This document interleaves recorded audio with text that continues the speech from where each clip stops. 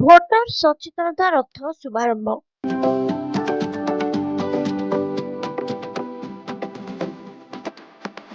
ଗଜପତି ଜିଲ୍ଲା ସ୍ତରୀୟ ଭୋଟର ସଚେତନତା ରଥର ଶୁଭାରମ୍ଭ ହୋଇଯାଇଛି। ଜିଲ୍ଲା ନିର୍ବାଚନ ଅଧିକାରୀ ତଥା ଜିଲ୍ଲାପାଳ ଶ୍ରୀଯୁକ୍ତ ଲିଙ୍ଗରାଜ ପଣ୍ଡା ସବୁଜ ପତାକା ଦେଖାଇ ଭୋଟର ସଚେତନତା ରଥକୁ ଶୁଭାରମ୍ଭ କରିଛନ୍ତି। ଏହି ସଚେତନତା ରଥ ଗଜପତି ଜିଲ୍ଲାର ସମସ୍ତ ବ୍ଲକ ଓ ଗ୍ରାମ ପଞ୍ଚାୟତରେ ପ୍ରଚାର ପ୍ରସାର କରାଯିବ। जिला स्तरीय भोटर तालिका सचेतनता रथ कार्यक्रम 2023 चलित वर्ष चिठा भोटर परिचय पत्र सह आधार संयोगीकरण और संशोधित पंजीकरण कराଯିବ।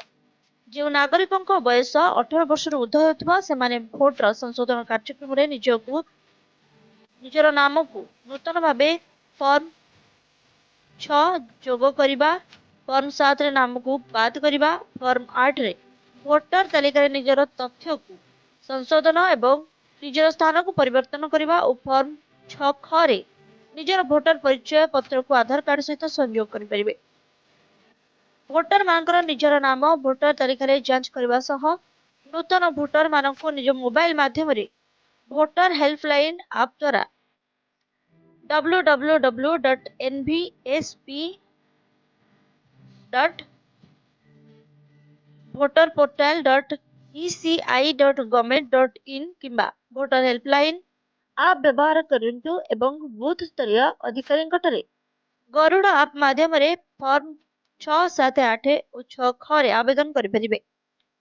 युवा वर्गर थिबा 18 रु 19 वर्षर भोटर मानकु भोटर तालिका रे नाम जोग करिबा पई प्राधान्य देबा पई जिलापाल श्री पंडा सूचना प्रदान करथिले।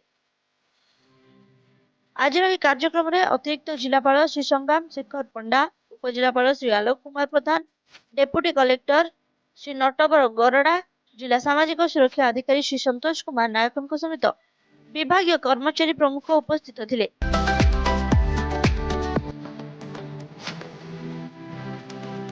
गजपति जिलार विजय शंकर पाड़ी रिपोर्ट, एएसपीएन न्यूज।